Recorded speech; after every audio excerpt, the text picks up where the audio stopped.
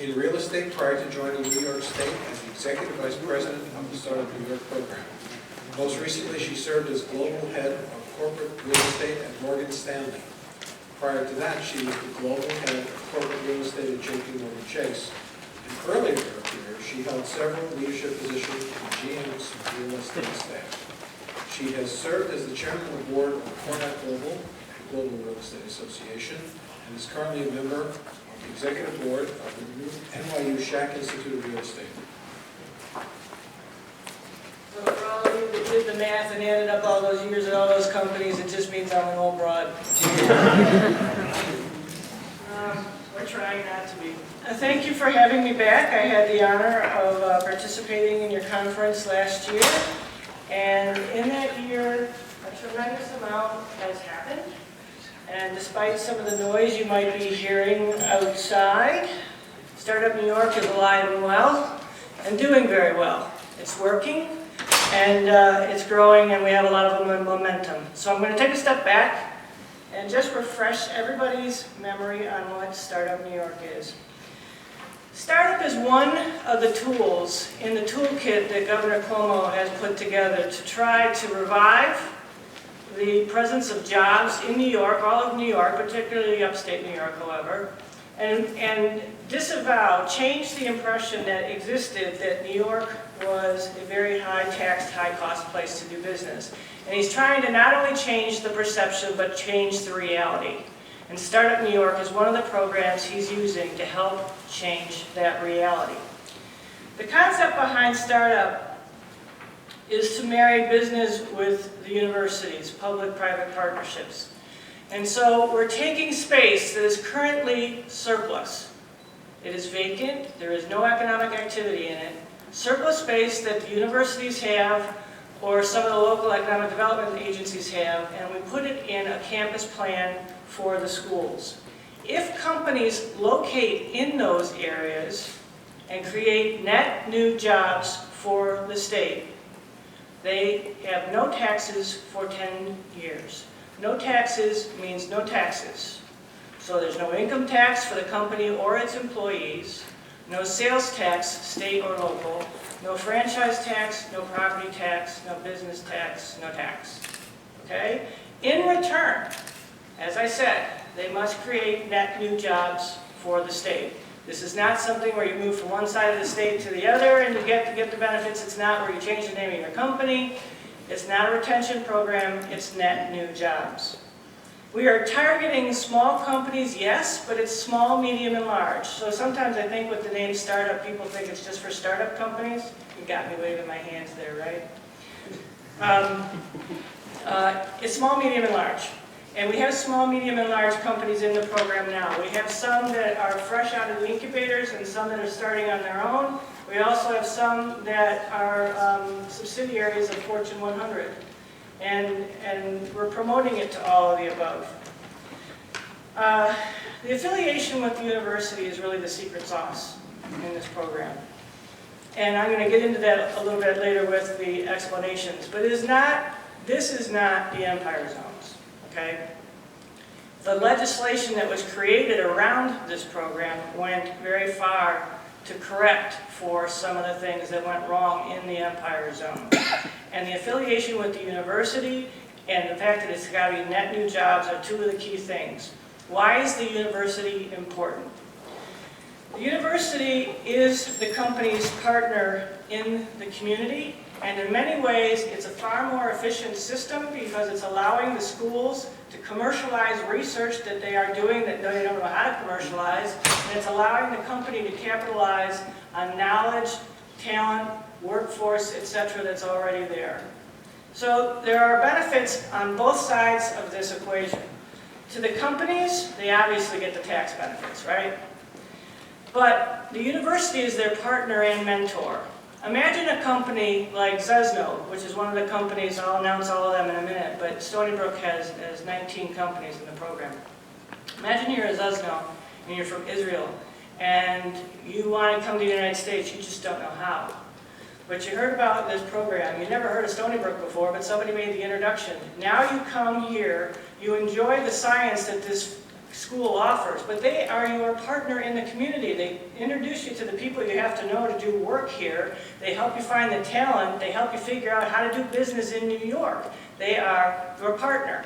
In turn, the school is benefiting from the science that this company has. The faculty are getting access to real-world applications of what these companies are doing. In fact, in many cases, the companies are giving input to the faculty and to the leadership of the schools on how they might want to change their curriculums, so when the kids graduate, they're ready and able to work at these companies. The other thing that some of the smaller companies in particular are benefiting from when they go to the schools is use of some of the equipment. Some of these tools, electron microscopes, name it, are really, really expensive. And one, the school might not be 100% utilizing it. Two, the companies can't afford it. So we have many relationships between the companies and the schools where the companies pay to use it on an hourly part-time basis. Again, mutually beneficial. Also, the schools aren't trying to get rich off the real estate. So in addition to the tax program, we're trying to offer economical terms on the space to the companies. And then again, one more thing, you've got a very talented labor pool here. And that's one of the key things we're trying to accomplish with this program, by the way, is keep the talented labor pool here. We graduate over 40,000 STEM students a year in New York between the SUNY, the private, and the city university system, and too many of them are exported to other states. We are trying to create the jobs, we are trying to create the reasons for the kids to stay here. Now, the schools also are promoting themselves these days as providing experiential learning for their students. So imagine the brand for Stony Brook when they can market to potential students, hey, I got 19 companies in the startup program and I'm on my path to have a lot more. So you come to school at Stony Brook, you get access to these companies, you might even get an internship at one of them. They in turn also get some revenue. They do get a little bit of revenue. And they get to use some of the empty space they had. And they get to, if they have an idea, they might be able to talk to the company about how that idea could be applied in the real world. Now let's talk about the benefits to the communities, okay? First and foremost, I want to say that we are not taking any tax away. I'll say that one more time. We're not taking any tax away. We are putting companies in the space that is currently unutilized. Okay, we are bringing jobs to that space. What are we doing when we do that? The communities that a lot of our major universities are in are the predominant employer in the community. Okay, that's not healthy. I come from Detroit. Talk about putting all your eggs in one basket. That didn't work out real well. Okay? We have to diversify the economy so that it can work better and also so that there's more types of jobs for the kids to go to when they graduate other than the university. Next is the multiplier effect. High-tech jobs, and there's economic science behind this, high-tech jobs have a multiplier effect of about 5 to 1. At the height of the manufacturing era, the multiplier was about 3 to 1. What does that mean? Younger companies, a lot of them are like yourselves. 1, they make a good wage.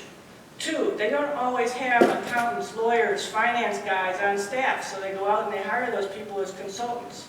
3, when the people come to the community, they buy houses, they go to restaurants, they buy shoes for their kids, and particularly upstate, a lot of the infrastructure was built for a lot of big industry, and the industry left. We're trying to bring people back to take advantage of the infrastructure that already exists. Keep the school system strong by keeping the kids in the school system. And then there's just the flow of money that happens when they buy things. And then I guess the final thing is, smart people like to be near smart people.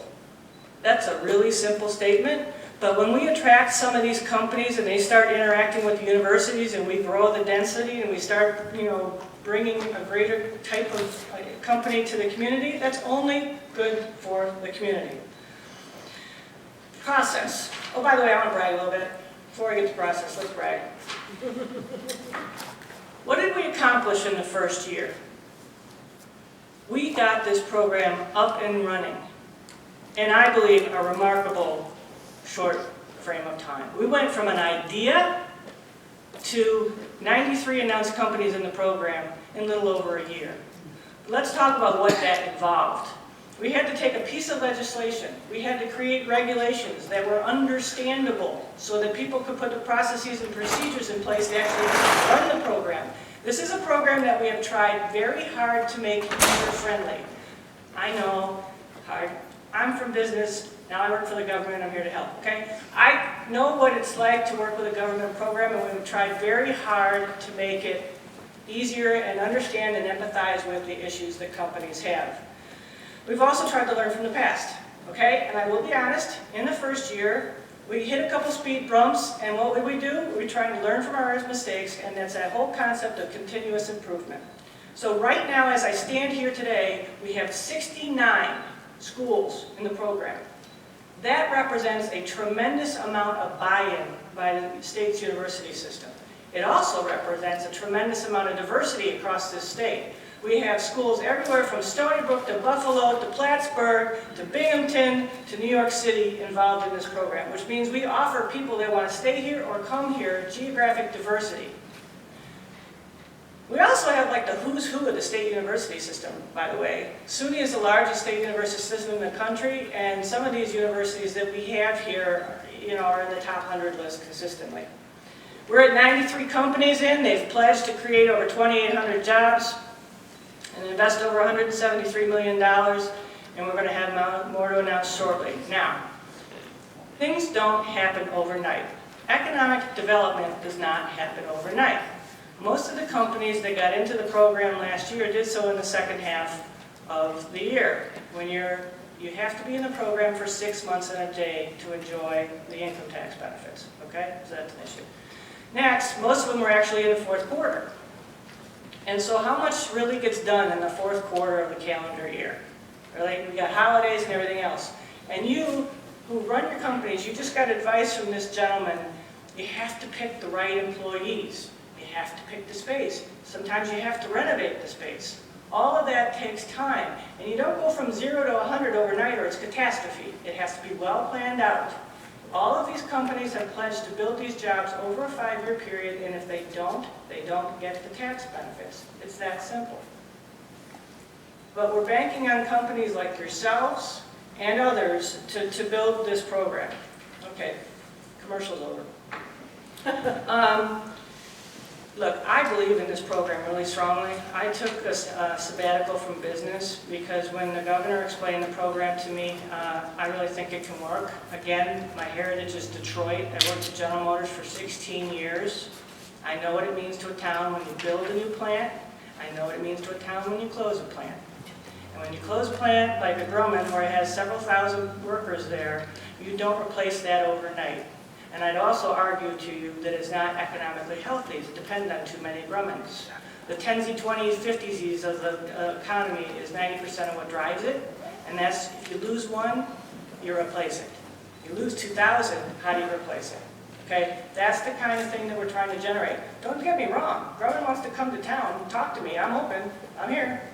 But that isn't the target for these days. Now, process-wise, part of why we had to get those 69 schools in first is that the businesses apply to the school. Okay, it's a bit of a sequential process.